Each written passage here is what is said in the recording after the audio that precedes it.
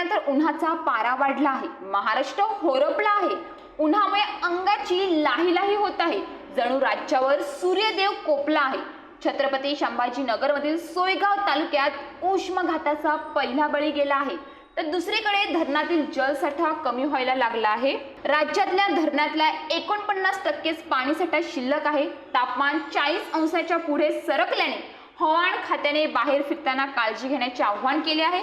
छत्रपती संभाजीनगर जिल्ह्यात दिवसेंदिवस उन्हाची तीव्रता वाढत आहे। सोयगाव तालुक्यात 39 अंश सेल्सिअस तापमान नोंदवण्यात आले होते। या तापमानामुळे सोयगाव तालुक्यात पहिला बळी गेला आहे। निमखेडी बस थांब्यावरील ही घटना घडली आहे। उन्हात बस थांब्यात विसावा घेणाऱ्या एका प्रवाशाचा उष्माघातामुळे मृत्यू झाला। अमोल दामोदर बावस्कर असे उष्माघातामुळे मृत्यू झालेल्या 25 वर्षीय तरुणाचे नाव आहे।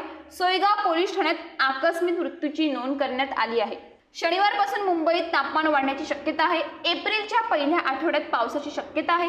भारतीय हवामान खात्याने या आठवड्याच्या शेवटपासून कमाल तापमान 36 अंश सेल्सिअस पर्यंत जाण्याचा अंदाज व्यक्त केला आहे। सध्या मुंबईत तापमान साधारण 33 अंश सेल्सिअसच्या आसपास आहे।